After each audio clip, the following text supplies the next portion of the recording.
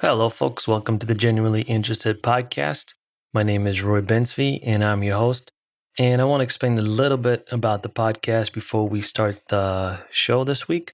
This podcast is an opportunity for me to speak with some of the most interesting people I know that I can find on the internet. So, either with amazing talents or achievements or just unbelievable life stories or invaluable insights into areas that they have dedicated their lives to studying. I sit down with these amazing individuals from all across the world.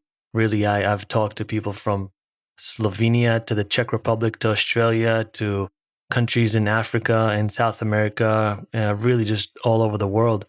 And I try to ask them the questions that will hopefully help you extract something valuable or learn something new or just get inspired by. And I do hope that you do get inspired by these talks with some sort of a call to action, maybe change something that you wanted to change for a while, or even just enjoy, detaching from the world for an hour and listening to some great conversations. So whatever it is that you get from this, I do hope that you extract something from it and enjoy the conversations. All these episodes are available on all the major podcast platforms, iTunes, Spotify, Google, and the rest of them. You can also find the episodes on my website, which is roybensv.com. You can find a lot of other information about me there as well, from photos to a little bit more insights into who I am, if you're interested. And, you can always go to social media. I'm on Twitter and Instagram. You can find me there. I'm pretty active on both those platforms, although the only ones I have. And I try to post regularly so you can stay up to date. And also be sure to put your email on the website. I shoot emails out with updates, news, any new current information that I have will be sent via those emails and social media platforms. So yeah, make sure you're in the loop. All right, guys, today on the podcast, we have Woody Gooch, who is a very sought after photographer, world renowned. He has worked with some of the biggest brands like Corona, Monster Energy, Billabong, Dior, and many others. And he was kind enough to come on the podcast, and we had a blast. He was a lot of fun to talk to out there in Queensland, Australia. And he's also a surfer, so a lot of his photos are in the ocean, and they all have a very, very unique touch and feel that almost like a fingerprint that he has, where you can just look at the picture and know that it's his image. They're all kind of dreamy, a little surreal, very minimalistic, a lot of negative space, and it just gives you a feeling when you see some of his images. And I think that's what attracted a lot of people to him, and probably a lot of brands as well. He started off very young, self-taught guy, and yeah, like I said, it was a lot of fun getting to chat with him. I followed his work for a lot of years, and I'm happy that we managed to catch up and kind of dive into a lot of aspects of his work, his childhood, how he grew up, the Australian culture that he grew up in, and why he decided to go to Japan and work and live in Japan. Yeah, I think you guys are really going to enjoy this episode. So without further ado, here is this week's guest, Woody Gooch. Enjoy the episode, everyone. The Genuinely Interested Podcast.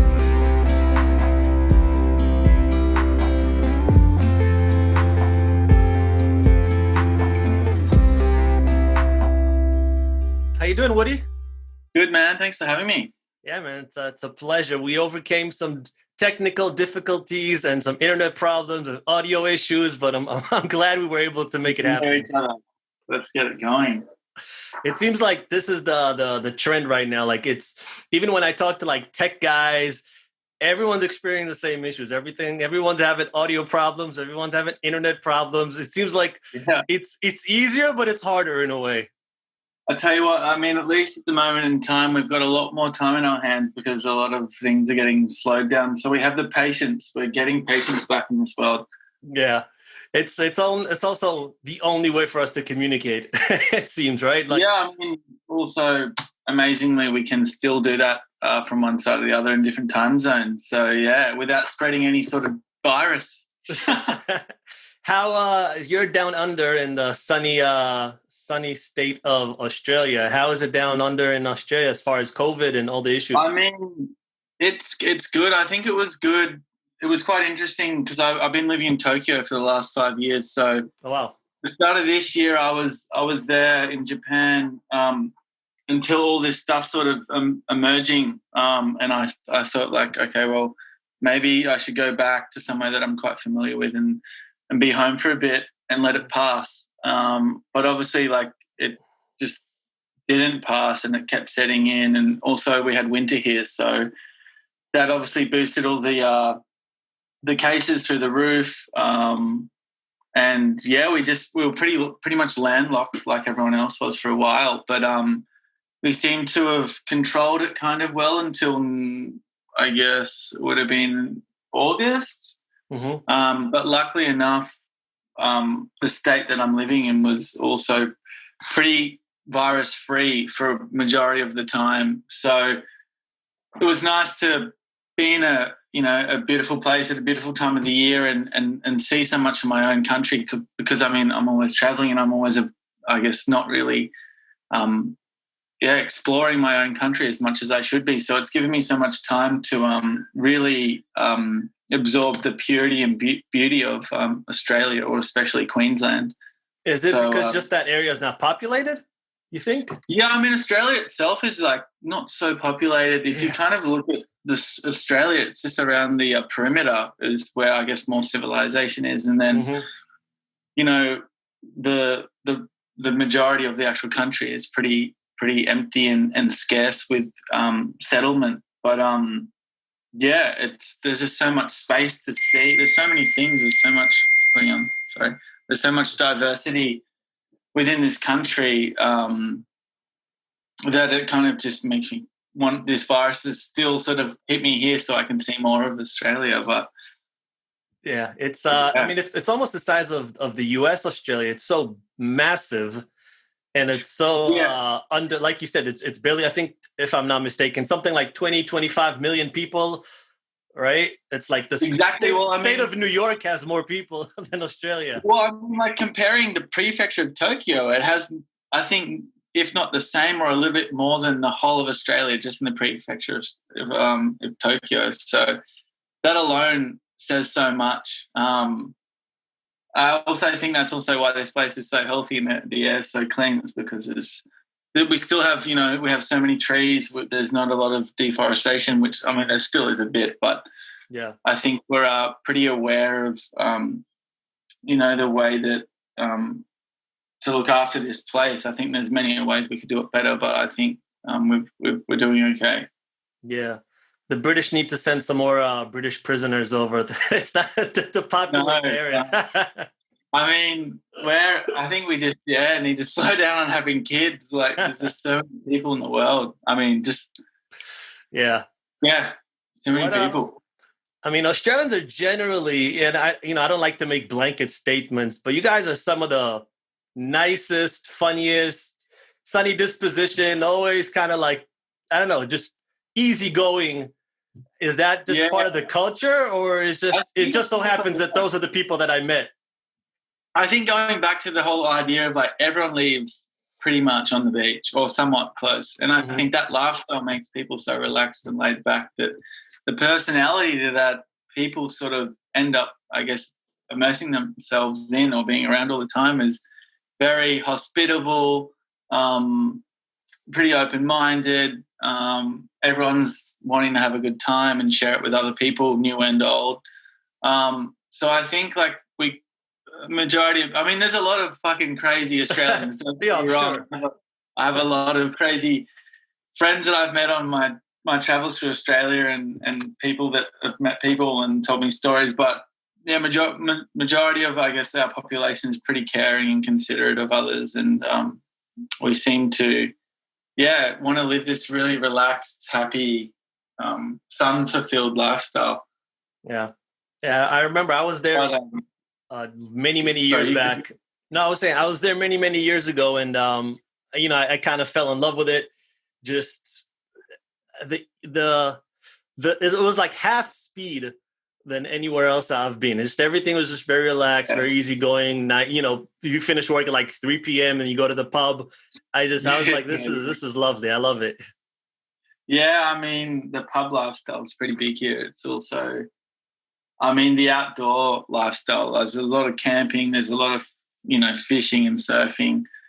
And, yeah, most of our women love getting dirty and go camping too. So it's nice, it's fun. Having a woman that can do that too is pretty cool. Yeah. All right, we'll skip through that. So maybe give us a little bit of background. How you're obviously a photographer, a very well-known photographer, but maybe a little bit of background, childhood, where you grew up, for sure. how you got into photography.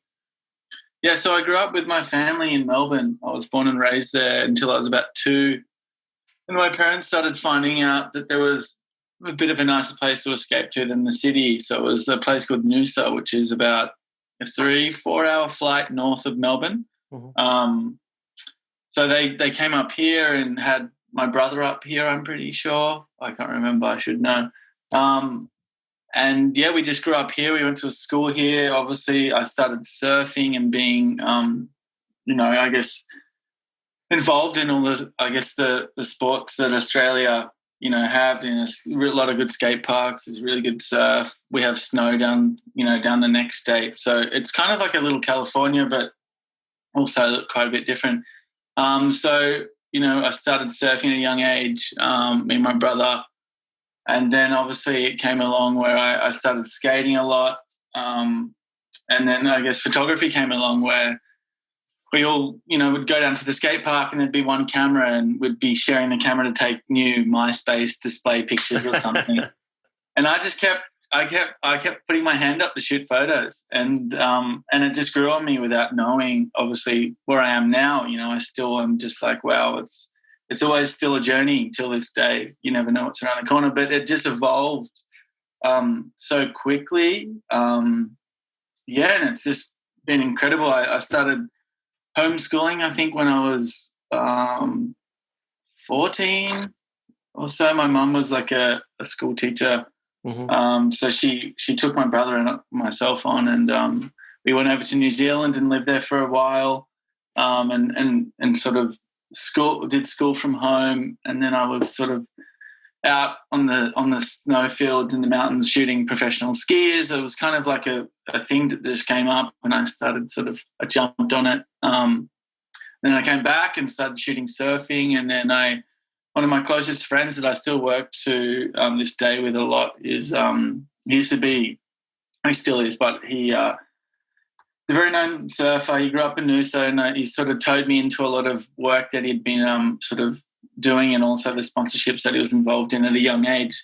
Mm-hmm. So he sort of took me under his wing when I was about 15, and it pretty much just elevated what I was doing without trying to grind a lot to get to that point. He just sort of saw that I was really enthusiastic and had, talent at a young age. So we started working together a lot. He's also he was a surfer for Deus, which is a pretty big, well-known sort of motorcycle lifestyle surf brand that started up, I don't know, probably 10 plus years ago. Maybe I'm wrong. Yeah. But anyway, yeah, I mean, all the travel started from there with Harrison. And yeah, it didn't stop. I mean, that was the first internship I also had that really challenged me in working with a group of people, having a lot of pressure, dealing with a lot of different types of people that were quite opinionated. And also that sort of my boss at the time, Dustin Humphreys, really pushed my limits to a point where, I could see all the good and bad in photography and I mean, not bad, but also the challenging aspects of being a creative. There's so many people that can sort of corner you and being a very individual creative. So I think having all those challenges and all those great times really, pushed me in a way that I think I'm lucky to be where I am now and still, being able to be be widely wanted by companies and people, because there's just so much competition now. Yeah. Social media and many platforms. But I'm also so grateful too that I got into photography at the time that editorial was quite strong and still kind of highly appreciated, which it still is. But I'd be, you'd go anywhere and there'd be magazines on people's desks or, a cafe or restaurant. So I think I was really appreciative that I did get to experience, I guess, a wholesome way of exposing your work, and wondering if people were looking at work and reading that little fine font in the right-hand corner of whoever's credited by the magazine. So, yeah, it's been a really nice journey, and it's forever changing. So you're self-taught, right? In the sense that you didn't go to school to study this. Yeah, I mean, I didn't study. My mum and dad, like I was saying, they homeschooled us. So they said, like, look, everything around you and all the people and all the places, that's your curriculum. If you want to do this, like, just take it on. We'll support you. And I just absorbed everything that I learned from, old to young people, places new and old as well. And I think I was just very curious, like I watch and learn instead of ask and learn. And I reached out to a lot of photographers when I was younger. And at that time, like, I think Instagram and things like that were quite new. So when people would be, I guess, approached by people like me at a younger age, querying or, asking sort of particular questions, they were fine about it. But I feel like it's a little different now. Yeah. But I definitely made a lot of mistakes because I was self-taught, but also that's why I learned a lot faster than I feel like someone trying to teach me and critique how I should be or how I should see an image. But I mean, that's also a personal preference. I think like going to school and having someone teach you something is also great. But for me, I think I prefer to watch and learn and maybe make more mistakes and kind of be forced to do something a certain way. Yeah. Some people, everyone's different. Some people like to color outside the lines, and they learn in a certain way. And some people have to be very structured, and they like to get homework and do A, B, C, D, and that's the best way for them to learn.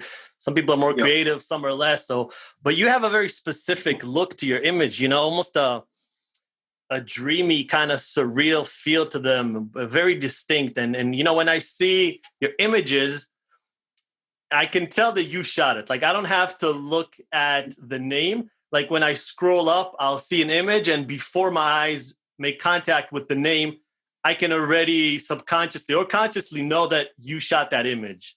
No, that's interesting. I mean, it's funny, I have like quite a lot of people say that, but I think that the stuff that is seen, I guess surfing also in the ocean sort of, I guess, niche genre of photography I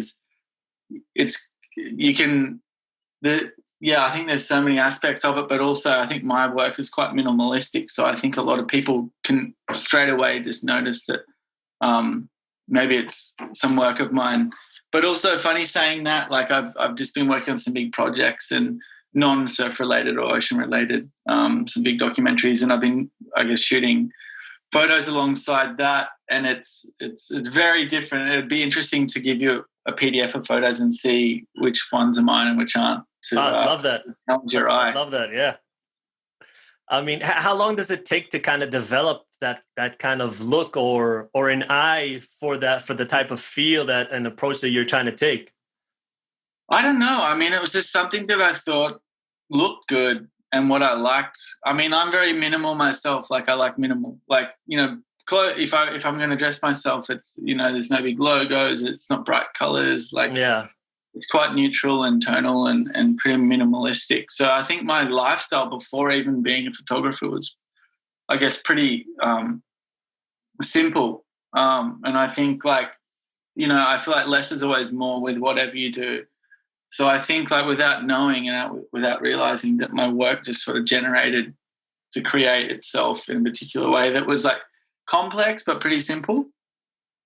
I think, like, to this point, I think I like giving people a lot of time to, like, observe, I guess, a moment or a composition that is not overwhelming and not stressful, but it also gives someone, quite a very obvious point, but a lot of time to sort of imagine what else could have happened, like 5 seconds after or 10 minutes after. Yeah. Yeah. So it's just something that I just realized that I didn't do until people started really telling me that's how your photos look. How hard is it shooting in the water? Because you shoot most of the images are in the water or around the water. Yeah. There's an like extra layer of difficulty that it seems like already getting a good shot is not easy, but this just seems like an added layer. Well, yeah, being fit is also, a big part of it. But also like being completely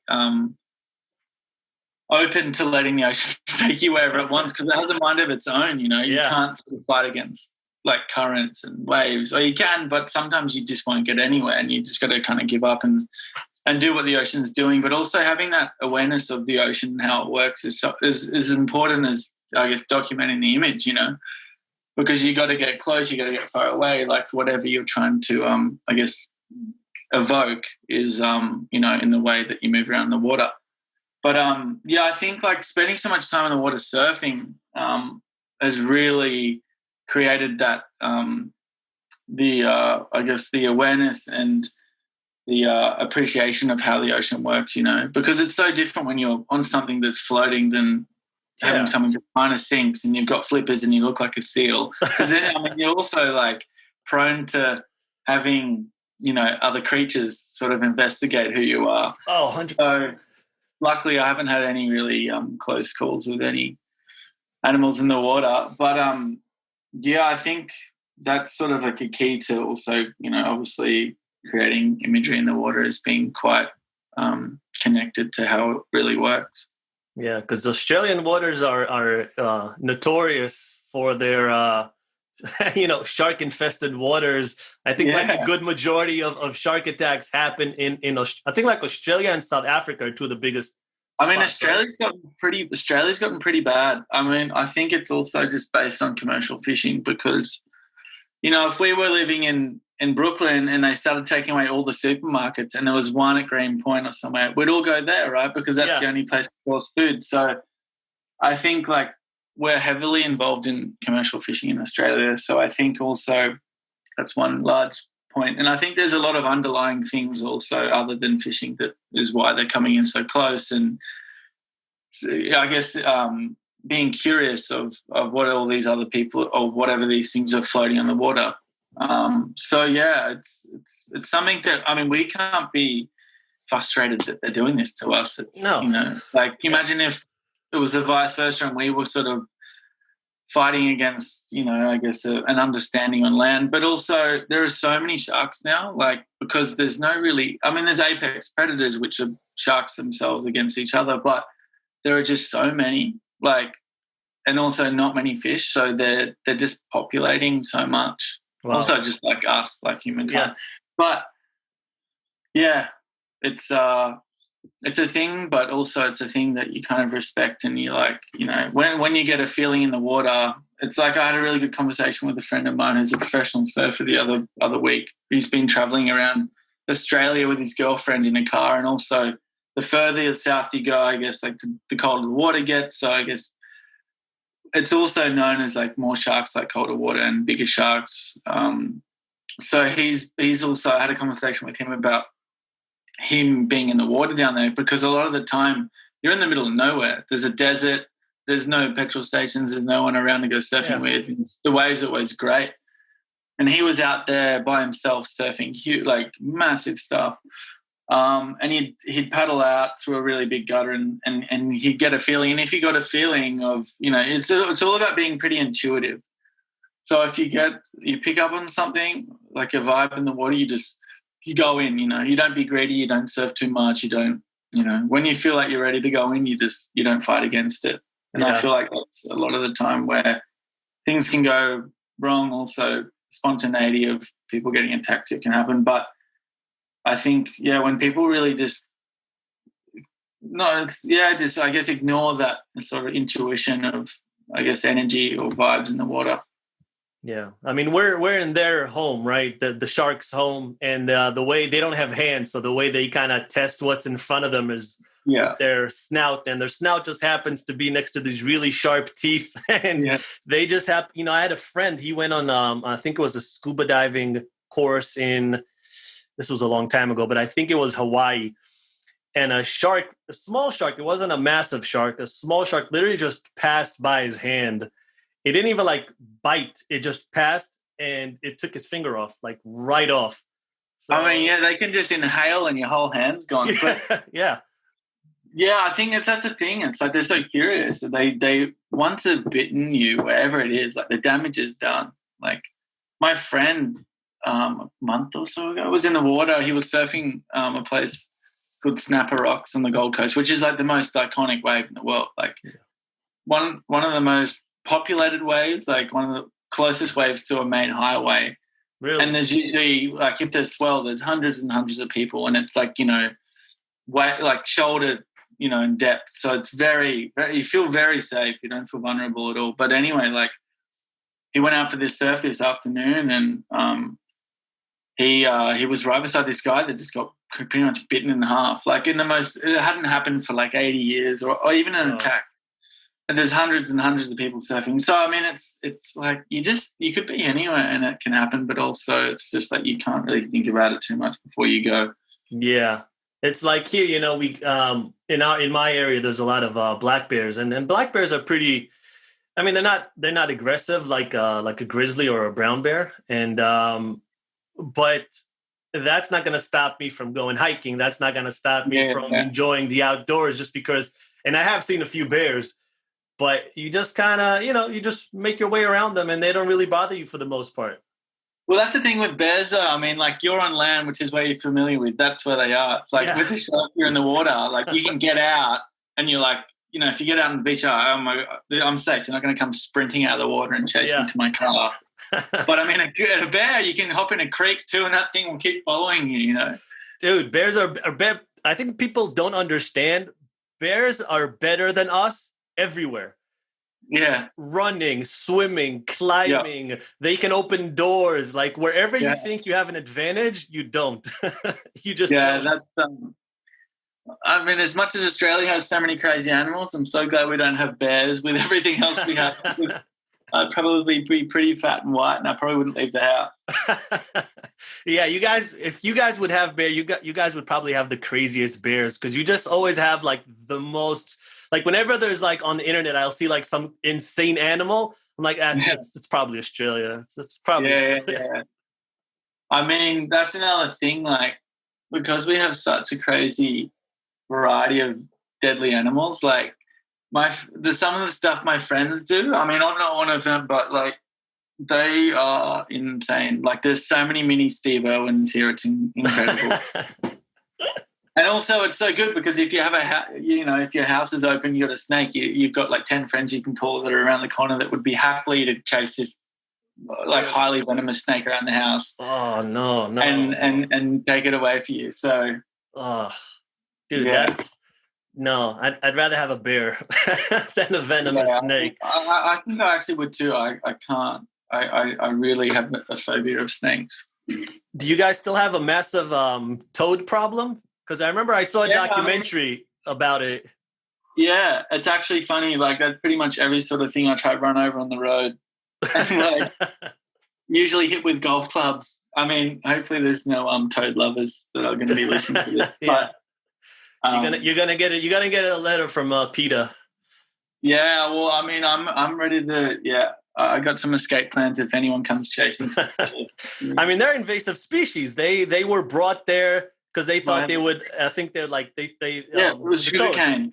Yeah. There was like a sugarcane thing where we also like I guess we produce a lot of sugarcane here in Australia, and there was I actually was told this the other day, but the fact of why cane toad spread so fastly was there was like a little insect within the cane that destroyed the cane, and they tried to, I guess, introduce the cane toad to wipe out all these sort of insects that were destroying the cane, and it obviously it spread. And, I mean, they're the most ugly things I think we have in this country. But yeah, it's funny. I don't think they've actually gotten too far south yet. I think it was quite like a Northern Australian thing, and I think it still is, but they're slowly making their way down.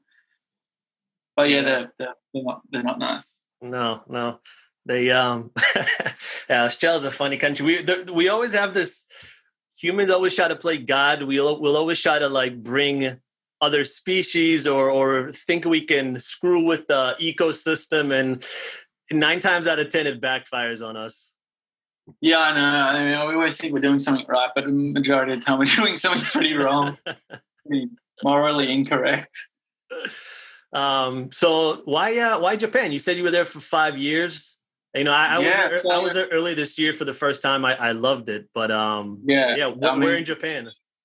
I was living in like pretty much Shibuya, which is like the heart of Tokyo, like a little suburb just out of Shibuya, kind of still Shibuya, but it's a little bit more sort of secluded from all the noise and the flashing lights, but also it's so hard to get away from that because it just echoes through like the avenues of concrete. But yeah, I just went over. I mean, my family is pretty involved in, I guess, the skiing lifestyle.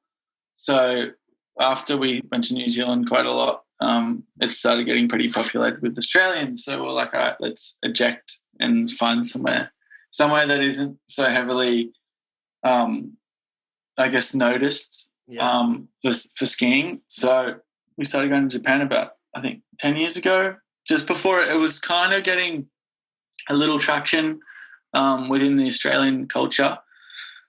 And then, I guess when I was working for Deus on this internship, we went over there for work. I had my first solo exhibition, and then it just grew. I met some really good friends, and I went year after year. And I think one year I went 8 times in a year, and I was like, well, I paid for what I would for a place to rent. So it gave me an obvious direction to move there. And also coming from like one of the smallest populated towns in Australia to like one of the most biggest metropolitan cities in the world was a pretty overwhelming experience. Yeah. But also I kind of really enjoyed being in somewhere like extremely foreign. And even to this day, like I can speak a bit of Japanese, and, a lot of my friends are bilingual. So, there's a lot of English still, but also being on a train and like not knowing what a whole group of people are talking about in the carriage is pretty bizarre. Yeah. A lot of the time. But it was a really good challenge. It's also like still home. My parents they just got a house there not too long ago, so I'm there a lot. It'll be home forever. So I'm kind of traversing from Australia and there a lot of the time, which is quite nice because we have opposite seasons. So I kind of not too much of a fan of the heat. So I try and be in Japan as much as I can and be in the mountains and be around the snow. Do you guys go to Niseko or Hakuba? Yeah, we're in Hakuba, which is like also it's so beautiful, but also now it's quite well known, which is inevitable. Like it was going to happen, but it's great. I mean, it's so nice. Even in the summertime there, it's so special because all the mountains, obviously, everything melts. So then all the hiking, or where you usually ski, I guess turns into a big hiking sort of terrain. Yeah. You can go all these beautiful natural onsens, like these hot bathing spots that are elevated so high and very sophisticatedly on the mountains. So there's a lot of great places out there that are quite stimulating in the summertime.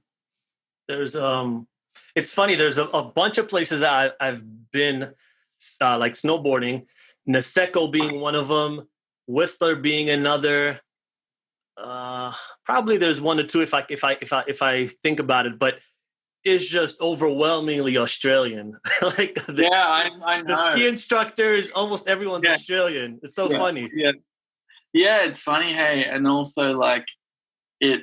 I guess being from a kind of like Australians, it can be quite rowdy. So then it sets an example or an expectation that all Australians are like that. Yeah. Also, which is what's sadly happening, in many parts of the world, but also Hakuba especially. So And also New York, as you know, there's more Australians there than any So probably many. other. So many. But they're amazing. Like they open a lot of great coffee shops, a lot of restaurants, like really creative stuff. Yeah, I mean, that's a thing. Like the Australians are really particular about coffee, coffee snobs, but also the cafe culture is really good. So I think like, I guess passing on, I guess, our experience with a cafe culture there is also been nice to see. But yeah, it's not nice going to a place and like, oh, Australians, like, oh, you guys are fucked up. Like, sorry, No, you can curse, don't worry. I mean, there's so many places that have, we've got like just hit markers on us for going to now. Like, I mean, Bali's another place where it's like, another place where they don't feel, Australians feel like there's rules. So, they go really sort of overstep, I guess, the culture over there. Also, what that was like when I was living there in Indonesia working for Daesh, like I just saw it tumble and tumble in sort of in a more, inconsiderate way with Australians moving in there and exploring that place. But anyway, I mean, the world, it's you can't tell people where to go and not to go. Yeah. I just try and completely avoid where that sort of is going to be for those types of people. Yeah. Thailand is another spot, but I actually think it's great, man. I think it's I don't think places should be insular and kind of secluded. I think the more that people bring their influence into other countries and you can kind of experience a little bit of everything. And, it's kind of like, I don't know, Asian culture or I don't know, Indian culture or whatever other cultures that came to New York. That's what makes New York so great, right? Because you have all these different cultures and all this different food and people and languages. And it makes it interesting. Yeah, I mean, the complexity just is even more diverse, which is so nice. But that's what's so funny about being where I am. It's like so opposite. It's so boxed in and like there's, there's not, I feel like Australia doesn't have a whole lot of culture, like we really did just trample on it, which is such a shame. But yeah, that's why also I think why I was so intrigued to live somewhere quite difficult and foreign is to experience, heavy culture like Japan and see it work the way it does. It's to your point that you made earlier. When I was there for the first time, and I've been to a good amount of countries, but it's definitely and it was super modern and beautiful, and people are nice, but just getting around wasn't easy. Like everything's in Japanese. People don't know English as much as I thought they would, and on top of that, and I don't know if this was because maybe. I don't know if this is just the norm. You could because you've been there much longer, or because maybe this was pre-COVID. But everyone had masks, so I couldn't even. There was no facial expressions, nothing that I could pick up on. So it made communication extremely difficult at times. Yeah, I think like Japan is also like they love the Western society, but like also like, I mean, as you probably like acknowledged when you're there, that like a lot of the vintage stores are named after American places and like they're just obsessed with American people. Also a lot of Western sort of culture, but a lot of American culture is highly appreciated there. And I think it is like I understand too, like being in a foreign country, it's very respectful to speak, enough language to get by if you're there. But it's so funny that there isn't as much English as like it's pretty futuristic, but it's also very old school too, Yeah. Like, so like, yeah, getting around isn't easy. But I think like the whole fact of Japan having the Olympics is also another push of people trying to learn to speak English and things being a lot more suitable for foreigners to be comfortable in a place that seems quite difficult. So I think in time it will change for sure, but it's quite slow with, I guess, having the traction of, I guess, the English culture being quite speaking more so, being involved in the social life there. Yeah. They got unlucky with the Olympics, man. It's just so I know, unfortunate. but like, I really don't. I don't really back the Olympics that much. Like, I like it, but it's just like it's such a strange bubble. I mean, I have friends that are competing in like the surfing and skating, and it's like I'd love to support them, but I find that whole thing is, I don't know, it's quite bizarre. I won't probably get too political on it, but yeah, I mean, I've just seen the destruction it has done to some countries, in third world countries, especially like Brazil and places like that. So I was like, I don't know, like Japanese people were, I think, so excited to have it, obviously, but it's yeah, it's also like you should see the city. Like when I got there years and years ago, it was highly like dense with concrete buildings, but now even more so. Like buildings are going up in 6 months that were like 80 stories high just to accommodate people for the Olympics. It's like, wow, all this space is not going to be really used after that. That's the thing. Yeah, that's what happens. All this remaining rubble, like that, is just like Tokyo's so big. Like also there are a lot of people living there, but I think like it's just. Yeah, I think also they're probably quite assuming that Tokyo is just going to get more busy and busy with tourism also, hence building one for the Olympics, which will maybe be practical, but it's so crazy how highly developed it has gotten since, I guess, the Olympics was, I guess, just around the corner for them to have. Yeah, dude, I'm so ready for this COVID thing because it was crazy. When earlier this year I was in Japan, and then when I left Japan, it just kind of hit the fan there. And then I went to Italy, and as soon as I left Italy, it hit the fan in Italy. And then I got to New York, and then it hit the fan in New York. I was like, dude, just leave me. It was literally like after me, and then eventually I got it, which sounds like you spread it around the country a bit, mate. Yeah, yeah. I was a super spreader. I've just been going around the world, spreading it everywhere. But I would love to go back there. It sucks when you go to a place for the first time. I feel like for the first few days, I was almost in a daze. I was like trying to just get my bearings about me, and I didn't fully experience it, and I would love to go back to do it again. Yeah, I mean, when you're there next, I'd like to show you around and see how unusual my lifestyle is there, man. That would be awesome. So, I mean, is that one of the big perks, do you think? Obviously, the whole creative aspect, but being able to travel, to meet people, what are some like more memorable places that you've been to? Oh, other than Japan? Yeah. Yeah. I think also I've been freelance for so long, and then I was represented by an agency, and then I've gone freelance again. I think working by yourself and also having the ability to be very open to working with everyone and anyone has also connected me so well. And also going back to Japan, like that's why I also wanted to be based there, because there's so much happening. Yeah. It's quite central than Australia to fly, because I'm in 85% of the year I'm on a plane. So I literally was like, okay, if I'm here and I have such a good friend group and all my friends are well connected with all these people, and there's parties and launch parties and all these things happening, you're going to meet, you meet so many unusual people. And I guess from there, I could be like, oh, I'm here and I met these people in Japan and they're living in, Amsterdam now, and now I'm I can do this big commercial with them, but, and it just bleeds from there. And I guess that's the way that, having like a very spontaneous and enthusiastic personality is of my own, like, sort of creates like the friction and the rhythm of like how I work and how I live.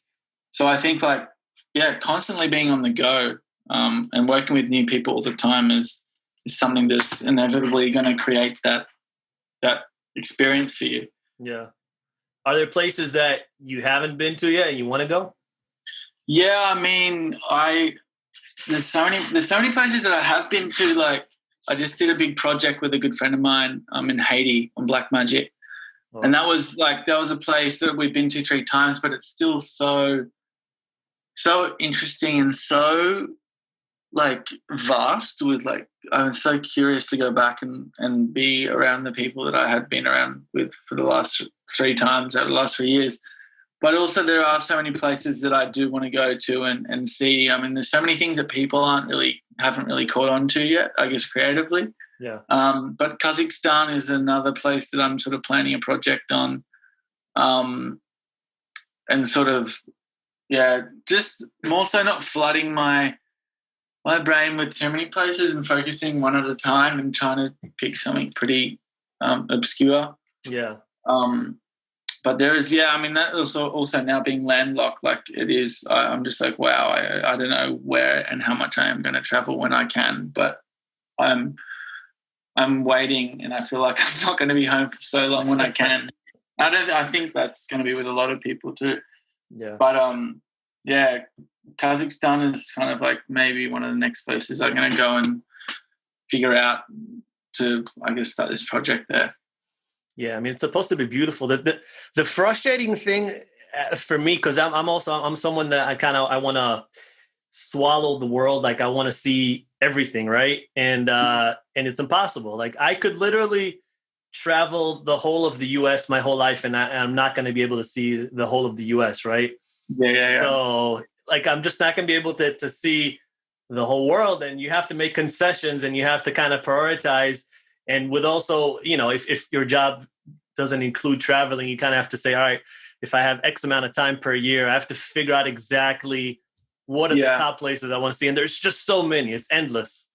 Yeah. I mean, there is so much, and everything, like places that I did want to go have changed before I've even gone there, and I'm like, I don't really want to go there as much. But I think that's what I also like about my travel. It's so spontaneous. There's not too much planning unless it's a big project, And a lot of the time I'm in places that I never thought I would have gone to this year or anytime soon. So it's kind of nice living in that sort of unknown, I guess, schedule. All right, quick word from our sponsors. Guys, do you like drinking coffee as much as I do? I hope you do. But do you also like helping people in need?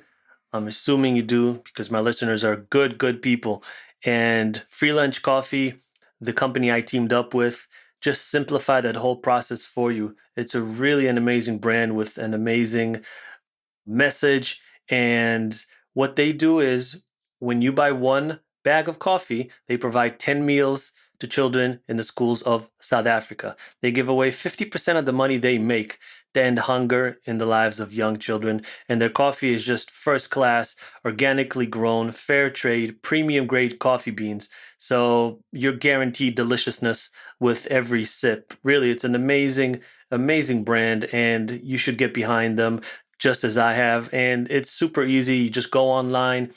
And if you don't like it, which I don't see why you wouldn't, but if you don't for some reason, 100% money back guaranteed within 30 days. So it's a win-win-win. It's a win for everyone.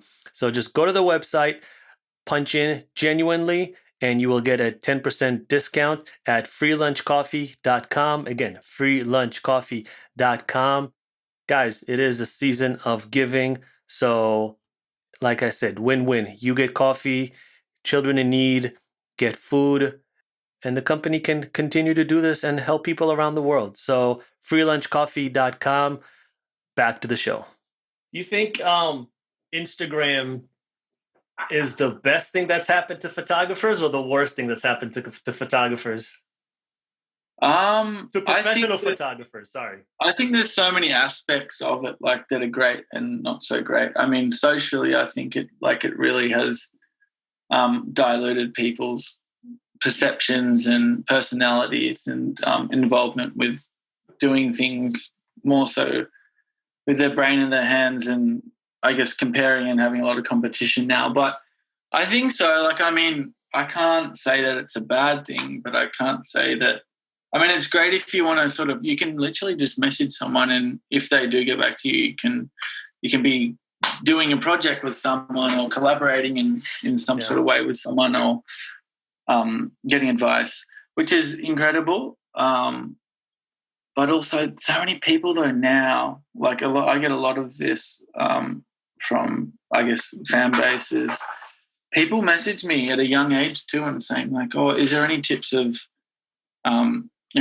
I can sort of gather that can point me in a direction of success? And I'm like, well, if you want to be successful, don't be a photographer, because that's not the point of being creative and creating an individual perspective on things. That's how I feel.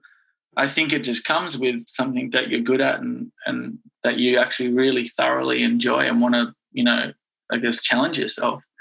But someone that just generally wants to make money and have, I guess, like a stable sort of headspace or create an ego, like it's a very strange aspect on, because creating imagery is, like a pretty important thing, the way that the generation looks at it and perceives it now, Mm-hmm. But like I said, that it's also so great to be able to, if you are wanting to just be generally curious and taking photos and experimenting, you can do that, and you can blow up. People just blow up overnight sometimes, So it's given people a different platform to really showcase their work in a way that can be very, I guess, fast paced. But then, I haven't figured out within myself if I think it's net positive yet, because there are a lot of, like you said, a lot of really positive things that you can connect with people and you can showcase your abilities.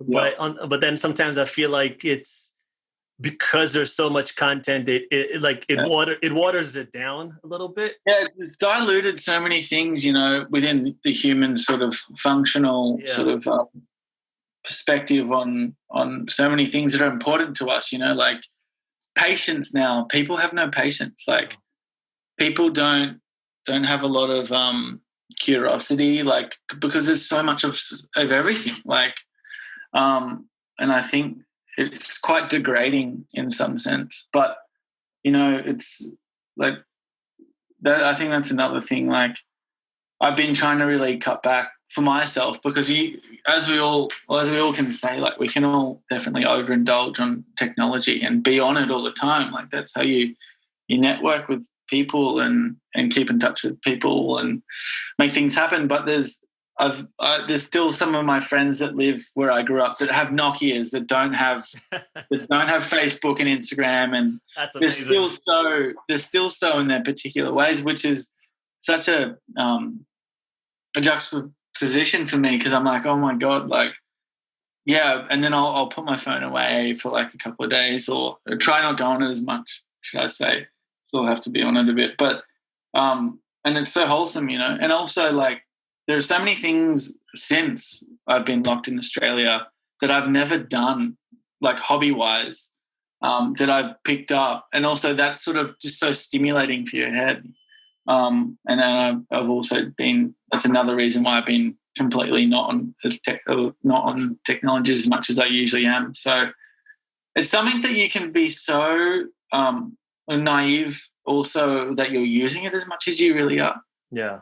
I mean, I am too. I'm like, oh my God, but when you are flying and you're working, and that's the nature of that lifestyle, like you've got to be constantly back and forth with people. So I think having the general time and creating patience again, and observing how these things can be so toxic for you. I think moderation is just key, And the more you have it, the less you have it, I guess the more the good it will do for you, but in both ways. Yeah, it's a tough one. I don't think there's anyone alive that is consuming it at large quantities and is saying, yeah, this, I really feel good. I'm really happy. Great. Yeah, I am so happy that I'm consuming 18 hours a day of Instagram and Twitter. Like it doesn't exist, right? But we know that we have to use it for whatever reasons. We have to use the phone, right? If it's for promotional purposes, if it's for connections, if it's for whatever it is.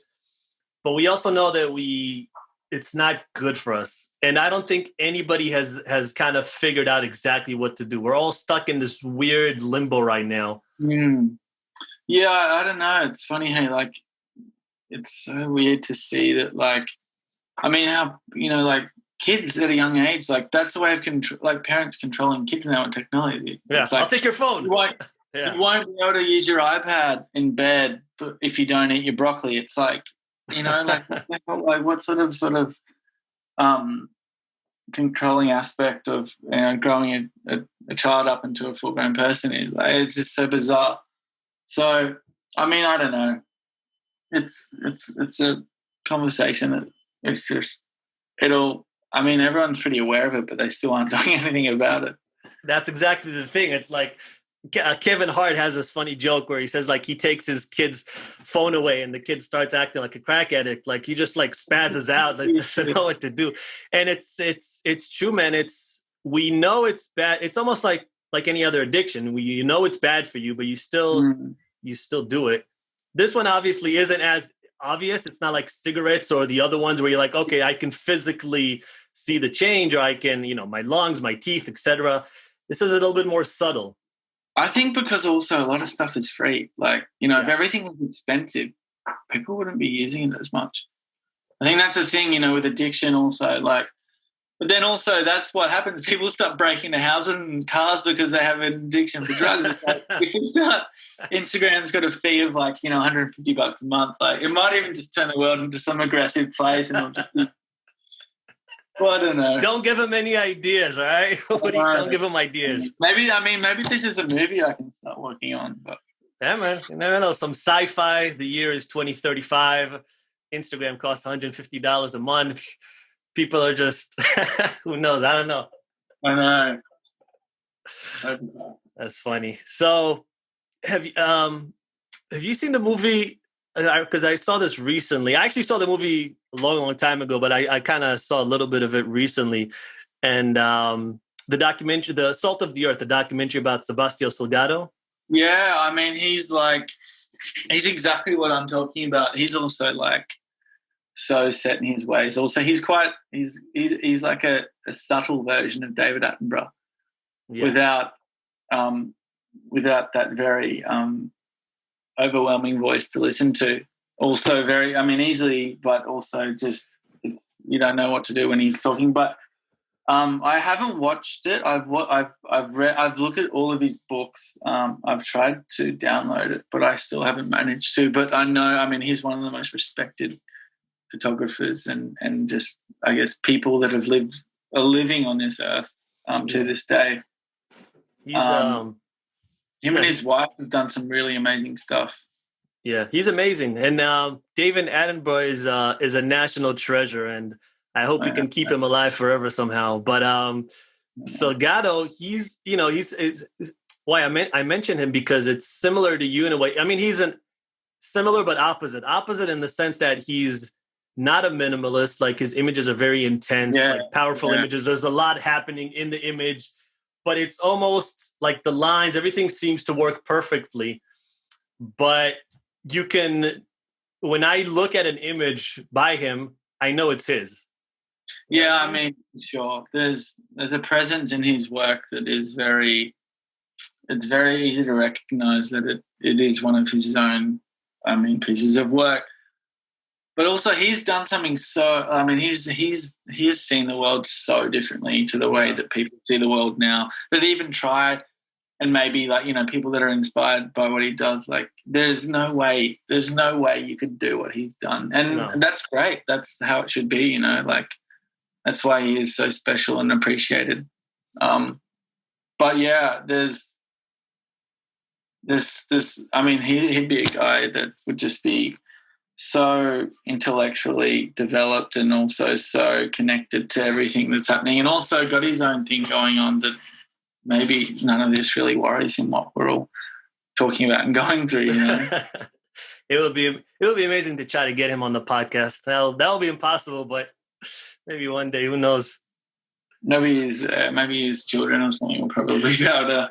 I don't even know if he has children, but I'm sure there's so many people out there doing similar stuff to him. Maybe even just the lifestyle he lives instead of, I guess, the way he documents stuff. Like how he created that complete plantation of all of these trees and built this whole countryside. And there's people that are doing really cool things like that. It's also, there's a correlation, I think, between people like seeing something that's different. When you have a market that's saturated with something that looks alike or something that tastes alike or whatever it is, and all of a sudden there's something different. And like for you, there's a lot of negative space that you use in your photos, which, you know, I love, and my eye always gravitates towards that, and use some like double exposures and grainy photos, where now with the technology that we have with, you know, with the lenses and then the cameras that we have, every photo is like super sharp. And it's so refreshing to see something different, you know. That's I really like that.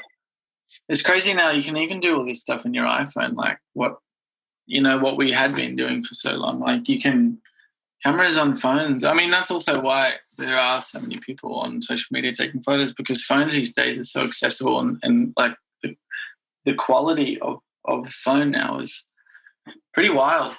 And also it's kind of nice. Like that's one thing, like when I did start taking photos, like I wasn't like that person that pushed myself to have a camera on me all the time in case I missed something. But now that I have a phone, like you see so much stuff. I mean, I take so many things on my phone now because, you know, it's with me, and the quality is insane. So I think it's quite refreshing to have something on you like that, and also you can be so unique with even a phone now. Yeah, you just have to be creative. It doesn't have to look super sharp. You have to have kind of an eye for light, for the composition, for a subject or whatever it is that you want to shoot. I've seen like people do amazing things. I think there's a guy, I forget his name, but he shoots only with his iPhone. And he's got amazing photos, like absolutely amazing. Yeah, I mean, some of my favorite photos are on my iPhone, and like a lot of people that are inquiring, you know, to order prints or something are photos that are on my iPhone. So yeah, I mean, it's just a thing where you don't even, you know, a lot of the time I'd avoid using my iPhone just because I can't print it. Two, it's something that it doesn't feel right sometimes, like it's been taken on a phone, like carelessly almost. But yeah, some of my favorite photos are from a phone. How did you get the shot with the butterfly on the finger? That seems almost impossible. Yeah, that's that image is funny. Hey, I've looked at that photo more than I probably slept. Like, so many people are always,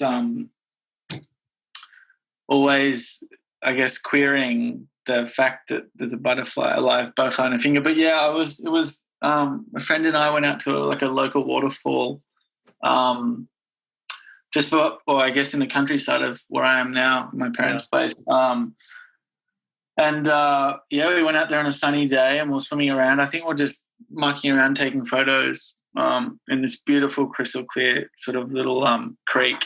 And this butterfly was just struggling on the surface of the water, and my friend swam up to it, and I was like, "Oh, just pick it up on your hand, and move it onto the rocks, get it off the water, so it, I guess, lives another life." Yeah. And it started raining, and I was like, "Oh, just go under a bit," and then I shot all this stuff, and completely, days went on and forgot about it. And then, years after, there was a photo competition here in Australia. I'm not sure if you know Monster Children. No. It's a pretty highly respected editorial magazine here in Australia, and they do a competition every year. And so I entered it. Also, a lot of people at the age that I was were expecting me to, if I do enter anything, it would be ocean related or something to do with surfing. I entered this lifestyle category with this image, and the day that it entered, it had a 3-week window of applicants, and I think they get tens of thousands of photos, and the day it got to their database, they're like, "Oh, it's one." But I mean, it's crazy that photos really connected me with some amazing photos. Not photos, with people. Yeah. I have a backward sort of forward conversation with Spike Jones here and there. He reached out and he wanted to print for his house. I have like I have an original. You can't really see Spike Jones' print of the Far Side. Oh yeah, I can see it. Yeah. In the corner there. So he reached out and wanted to get my email from a friend of mine.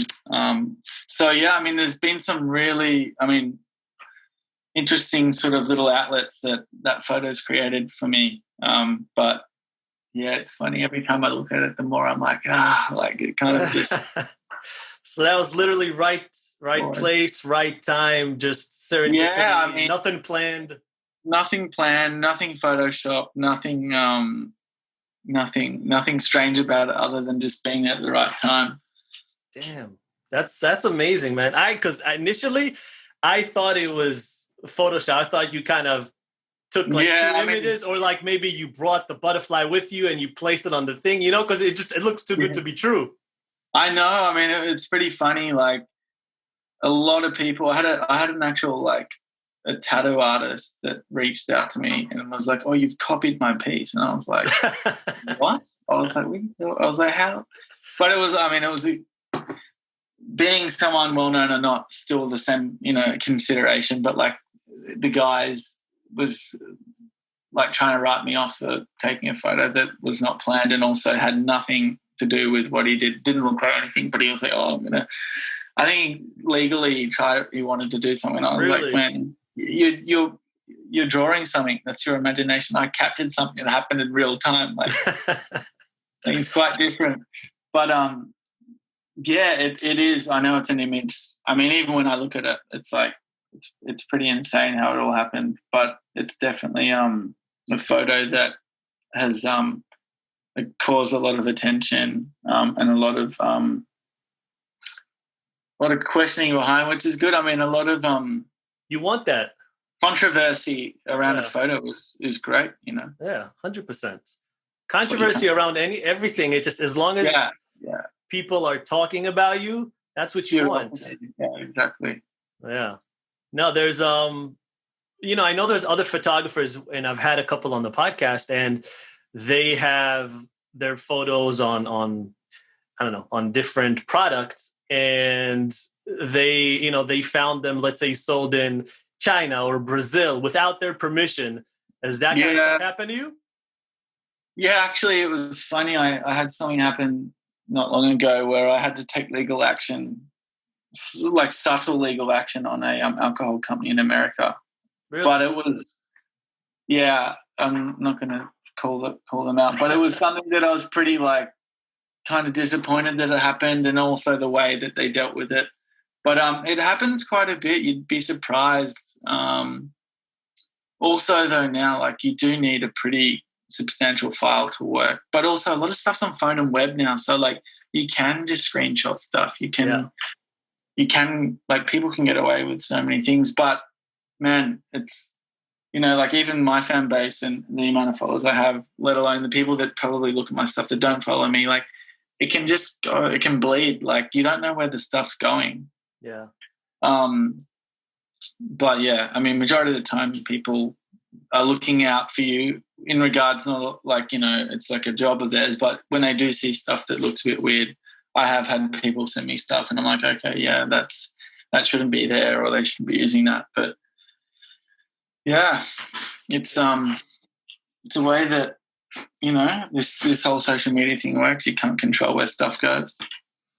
Yeah, it's very... Which is great, because it also, that's how people are, I guess, intrigued by your work, because they want to find out where it came from. But yeah, there's a lot of people that are willing to take advantage of your stuff and not let you know.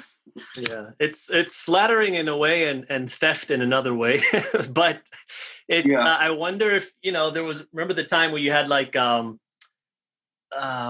is it, Snapster, or what was the one where you could download all the pirate music, or show. Oh, LimeWire? No, there was LimeWire. There was a bunch of them. There was, the first one was something like Snapster, and anyway, I'm old, never mind. But it was something like that. And now everything's on streaming, right? I remember 10, 15 years ago, you would download all these torrents, and they would fuck up your computer, and you'd have viruses. But now everything is streamlined through streaming services, and you're very comfortable paying $5 or $10 or $15 a month to get your music, your movies and shows. I wonder, it would be very difficult, but I wonder if you could do something similar with, visual content. I know there's a few companies online that have tried to do something similar, but I just don't know if that's possible to protect photographers. Okay, yeah. I mean, it's definitely something that I'm sure people have tried developing, but I think people can screenshot, people can but also if you're having to pay for stuff, and create something where, a percentage goes to, I guess, the creator, it makes sense. But I don't know, it seems like the way, just technology is so advanced that just having something so simple and direct like Instagram, it's so hard to think that things or people want to change and do something that's quite, Yeah, it's there's just different, even for podcasts, right? You have the free podcasts, which is the majority of them, but then you have a few podcasts that are the whole website or the whole app you have to pay for, right? There's certain services. So you pay $50 a month, let's say, for the subscription, and then you can get all the podcasts that are available there. You can get them for that price. And then I think they're exclusive, so you can't get them someplace else. So it seems like all the stuff that used to be either free or pirated went the way of subscription services and streaming services. But photography, I guess photography is it's not entertainment as much, so it's a little more difficult to regulate that. That would probably just give you a better insight of the quality of the photos. And if you start doing that, because it's like the music now, now that we have all these streaming platforms that we pay for, I mean, the quality is so much better than what we used to, pirate music back in the day. And also, you've got to appreciate what the source of where this stuff's being made. So I think maybe you're onto something. Maybe that movie idea of mine's not so good. Maybe that idea of yours right now is probably a little bit more. Hey man, you never know. Throw it out there. Guys, it's free. If you want, you can pick it up, start developing it, get a web developer, start working on it. Yeah, get going, guys. You got time. How do you pick when you shoot, when you go out, let's say you're out in the ocean or you go out on a shoot, like a personal shoot, not necessarily something for a brand, you end up probably with hundreds of photos, right? How do you end up kind of selecting the one or two that you like from the shoot? Yeah, that's a thing that it's so funny. I work with digital still a lot commercially. And I obviously grew up on digital. But now I'm shooting so much medium format, which is a form of shooting analog. And that's slowed me down so much because I still shoot very fast for shooting medium format to what a lot of people do because it's expensive. Also, scanning photos takes a lot of time, so you don't want to be scanning stuff that is something that, composition-wise, you want to be sure that you're happy with what you're photographing. But coming from shooting digital, when I started, I'd go out and shoot so much of something or so little of something, but I'd have a folder of photos from each and every time I documented stuff, and I'd feel like I was very very clear with what I picked on the day. But then 4 or 5 years later, even 10 years later, I'll go through a folder and I'm like, oh my God, I missed this, or I cropped this and that out of this sort of section of an image, and it has a whole different feel and composition to what was documented on that day. So, that's the thing that's so great about digital. It's so easy to access, hard drive and sort of looking through film negatives and things like that. And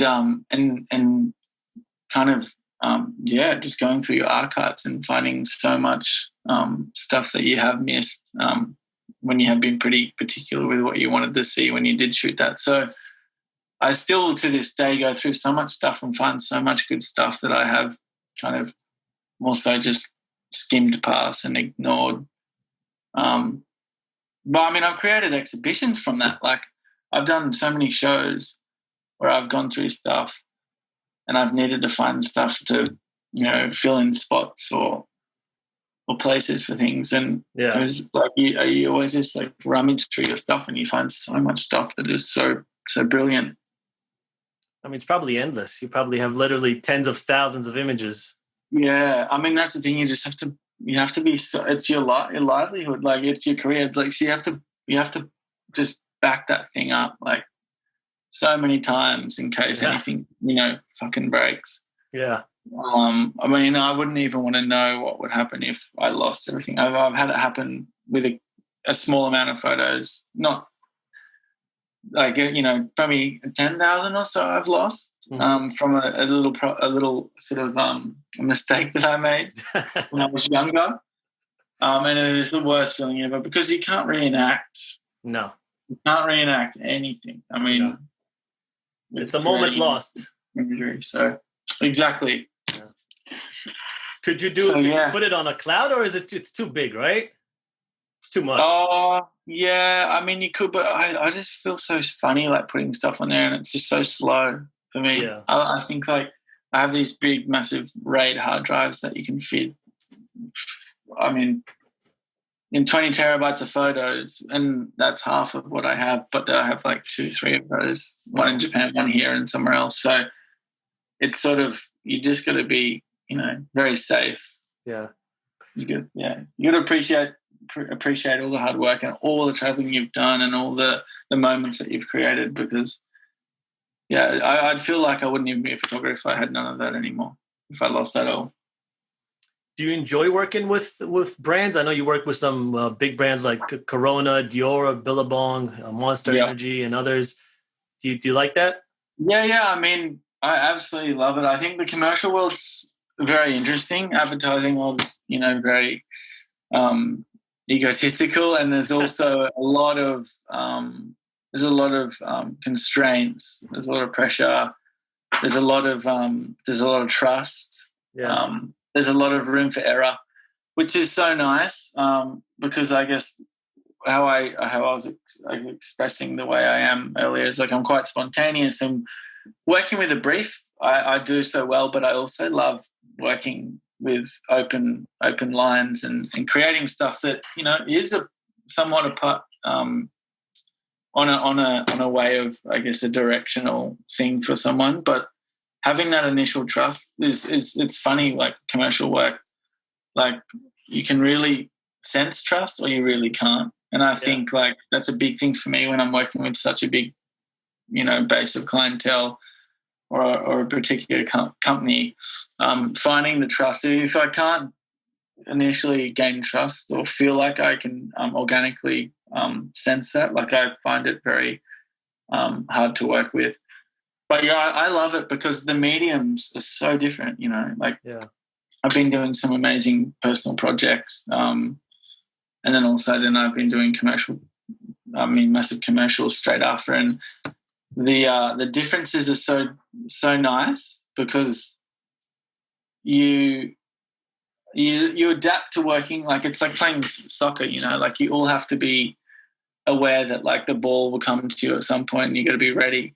Yeah. So working with a team is something that I really like, and working with a good team. So I think it's been special, and also I've been lucky that like all the companies that I have worked with, I still get to work with. So we're all very familiar with how we work, and also there's a lot of new and up, I guess, rising clients that I've been sort of working with lately, which is good. But it's it's like that phase of like just getting over them trusting you at times and making sure that they're like it's like, well, you guys wanted me, so let me do my thing, So how is that? Do they give you a strict guideline as to what they want or a look or or they're like, we like your shit, we hired you, we do what you do and surprise us, or it can be like that. Like a lot of the time there's some sort of photographical brief, or a particular things that I specifically have to follow to target, I guess, what they're advertising, but also a lot of the time people contradict what they say, and they do, and they're like, we want you to just do you, but can you create this? And it's like, well, I can't create that because that was in Morocco with 50-kilometer winds.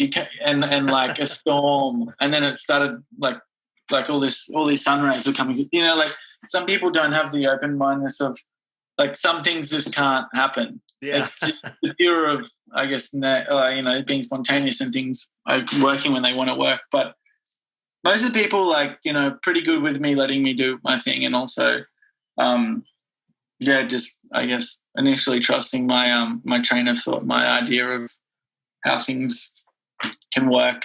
But also, there are a lot of great people on set that can direct you and things that, I mean, that's the thing of a team. People open your mind up to another aspect of, what you're there to do. So I do love it. I do love the challenge, and I love the pressure. It's good, but also it funds so many great things that I can do personally to document. So yeah, they're both very different, but also very very important to have in a photographical career. Would you go into video, or does that not interest you? I've been directing film. Okay. It's something quite new that I've been doing, which is what I really love.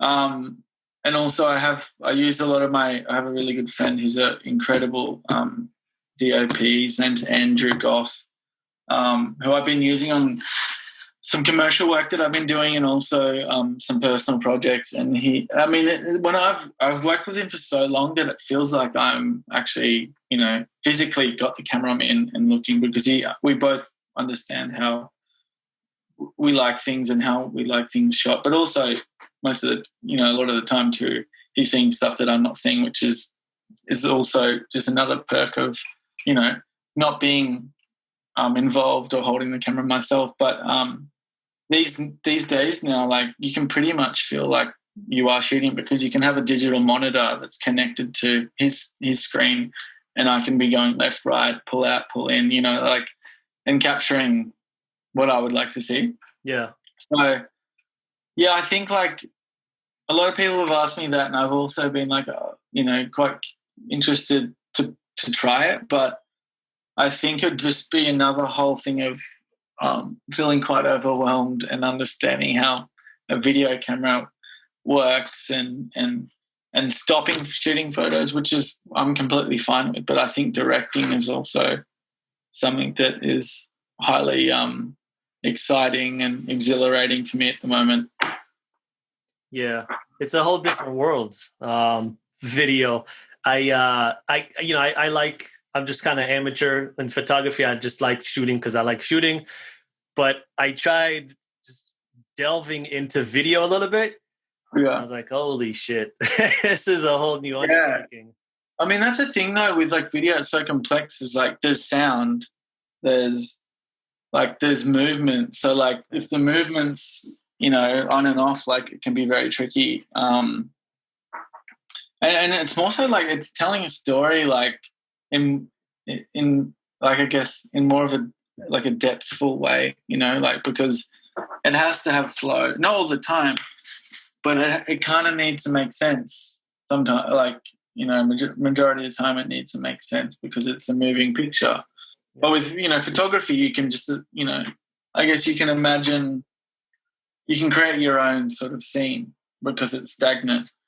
But I think film, it really, it evokes and I guess has an output of a way that's very different to shooting photos, which is, maybe I might try it in time, but I think like being able to direct is, I think, something that I'm happy to do at the moment. Yeah, it's amazing too, because if you think about the people who usually get credit in a movie, for example, it's usually the actors and the director. But a lot of times you'll have, what was that movie called? I think it was 1921, where the whole movie is like one shot in theory. Yeah. And my God, like the guy, the videographer, the guy who was shooting was amazing. Yeah.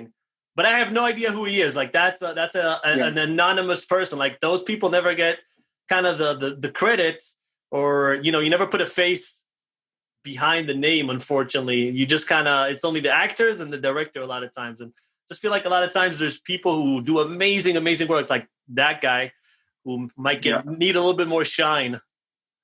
Of course. I mean, yeah, the notoriety with some people's talents is, like, it can be such a shame to see, them not being, I guess, appreciated as much as they should be. But also, I think, like, when they are working at that sort of level, they are being consistently used. Yeah. For their work. But yeah, I mean, those things, I mean, that would not happen without someone having the I guess experience of I mean, that takes so much time and work, and incredible work. I mean, having, like, just even doing my own film, like being able to direct and also having a guy shooting video, like, you just need to be such a good team, because that's how you create things to look so good. Like, you got to read each other's minds at times. Yeah. I mean, you're a little bit like that, where you're not really in front of the camera, right? I know a lot of photographers, they like to, I don't know if they like, but a lot of photographers, you'll see them a lot in front of the camera. They have their own pictures, but you don't really see you much. There's like 1 or 2 pictures of you. You're like 99% of the time you're behind the camera. Yeah. I mean, I don't know. It's something that I've, like, I don't know, maybe tried to keep without realizing, just purely based on my work. But I mean, that's the thing. I've had a lot of exhibitions internationally, and I've been at the exhibition, and people are like, "Oh, where's the artist?" And I'm like, I don't know. Like, and, I just get on with the crowd, and no one knows. Like, which is also, I like having, I don't know, keeping me in my work somewhat. Yeah. Like, you're almost undercover. Yeah, I mean, I don't know. I think that's me. I don't like having too much of the attention. I mean, I don't know why. It's fun. I think it's smart, man. I think I was having a conversation with this the other day with a startup guy, and he was saying, like, that there is this phenomena where, especially now with social media, Twitter, Instagram, Facebook, people can find you very easily. And if you're a little bit famous and you've got a few tens of thousands or hundreds of thousands of followers, and, you get a little bit of a fan base and some sycophant wants to find you, they can do that very easily. So I think not having your face plastered everywhere on social media is, and, while still grabbing the numbers and the likes and the followers, so you can promote yourself without your face, I think that's actually a huge benefit, actually. Yeah, for sure. I mean, it's also just like, I don't know, it's just another degrading platform. Not that I'm, like, worried about, but I think, like, if people purely like your work because it's just, generally based on that, then that's what I'm there to do, like, presenting my work in a way to let people just enjoy it. I mean, I don't want to be there and I guess feel like a presence over, over people, or people that can, I guess, acknowledge that that's me, or I'm here, like, I like that. That's refreshing, man. Yeah. That. What, so before I let you go, I just have one final question. You mentioned earlier you had some kid or some guy, maybe a young kid, that reached out and he was like, "Oh, how do I become successful?" Yeah. And, there's this weird, I think people don't want to work hard nowadays a lot of times, and because maybe they see people becoming successful, quote unquote, overnight. It's really never overnight, but they present it as such. And they're like, "Oh, I can grow my own Instagram, or I can have a YouTube channel, or I can do these things." And a lot of times when they do it, 99% of the time they realize that's not the case. It takes a long time to grow. You have to actually have some sort of you have to bring something to the table. People have to connect with you, and there's a whole host of things. But if you could give people maybe an idea or some tip or something as to how to grow, how to become better, not how to be successful, but just how to maybe, what are the benefits of following your passion and doing something you're good at? Well, I think, like, like it all comes down to like hard work and persistence. You have to be persistent, and you also like you can't be worried about what people think. I mean, that's the thing. I mean, that's what the world has created now. There's a lot of opinions. You can directly opinionate on the people's work or whatever they're I guess up to. So I think it's a thing that like I think it's another personal experience. It's like you I can say what I'm going to do, but like people can listen and it won't sync with them. But like I think it was a thing where like if you're so interested, you'll reach out to people, you'll ask questions, but also you'll also be so curious to just go and experiment. Like life's an experiment, like there's no rules, like nothing's right or wrong. Like no one can tell you did it, this way or that way.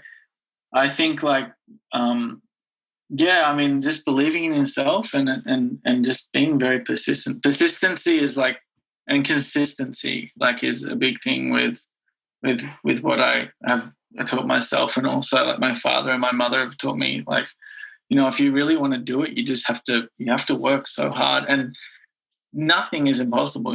Like But also being open to the fact that like if it doesn't work, it's fine. Like, and also if I somehow became a potato farmer in 10 years, I wouldn't care. Like, like that's how like things have changed. I never thought it could be a career, but it just happened. So I think like being just open-minded and also relaxed on the fact that like, sometimes things work, sometimes they don't, but like, if you really love it that much, just don't give up.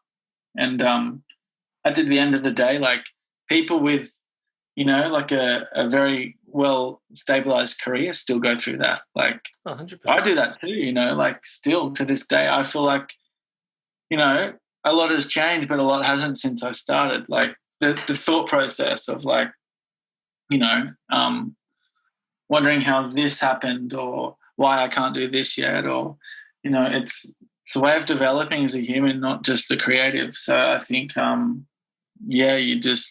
curiosity is a big thing with, just being an individual is my most important, like, trait is like, not of pressurizing myself to be different and, create this and that because I think that's the right thing to do to be recognized. But I think just, there's so much inspiration, but just do your thing and do it the way that you feel is right, I think. Yeah. And don't try to be infamous or famous just for the sake of being famous. Have something that people will connect with, have something people will appreciate. I mean, that'll draw a particular type of audience to, no matter what your demographic is or your output of content. Like you're going to create, I guess, those types of people that are around you. Depending on your interaction with what you're evoking. So that's important too. Like having a lot of positivity and a lot of good people around you is like also a big push. With creating good stuff, you can't always do it by yourself. You need help, that's why, I mean, these people are reaching out to me, I guess, because I've had, quite a bit of an experience and like there's nothing wrong with, feeling like you can't talk or ask questions. Like it's one thing that I didn't do as much as what I, like I see people doing now is like, and it's a lot easier to like reaching out and asking questions, but, you should never feel vulnerable to, get a reply or not, or, even just be, I guess, curious to have a conversation about something that's simple even. And also we're an evolving species. What you like when you're 15, you're probably not going to be into maybe when you're 30 or 40. We are always changing. That's how it is. Yeah. I mean, that's the beauty of like the growth of life. Like you can't put the pressure on yourself if you are good at something. Like sometimes it won't always last, Yeah, 100%. And I think a lot of people can't accept the fact that that's the point of, evolving. Yeah.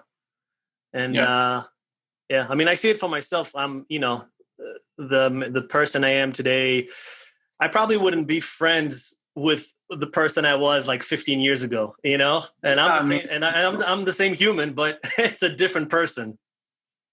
Yeah, I mean, your taste and your outlook on life changes, you know? 100%. Yeah, for sure. Woody, you're awesome, man. Thank you so much. You, Roy. No, it's been a pleasure catching up. It's been nice to talk to someone closer than 1.5 meters and be from a different country. Breaking rules. Yeah, right. Where and obviously is the only place people can find you on the internet Instagram? Is that the go-to? Instagram is the most, I guess, instant thing. But I mean, when I'm exhibiting work in galleries throughout the world is also a place where I may be if I'm there. But also, yeah, you'll know about an exhibition if it's it'll be exposed on my Instagram, on my website. But I have a website as well. But I guess more personally, I'm involved on my Instagram. Yeah. That exhibition is actually in the real world, people, in physical, in the physical world. It still exists. It's out there. It's gonna be happening soon. Yeah, man. I'd love to go one day. Hopefully, once COVID is done, we can travel. Maybe show me around Japan. I mean, let's catch up in New York. Like, take me to your favorite Australian cafe, and I'll see how good it is. Done. Let's do it. Cool, man. Well, I really appreciate it. I had a blast, and yeah, man. We'll see you. I'll see you in an Australian coffee shop in New York. Hopefully, sometime soon. Sounds good, man. Thank you for having me. It's been really nice. It's been a pleasure, man. Talk soon. All right. See you, brother. Have a good one. You too, man.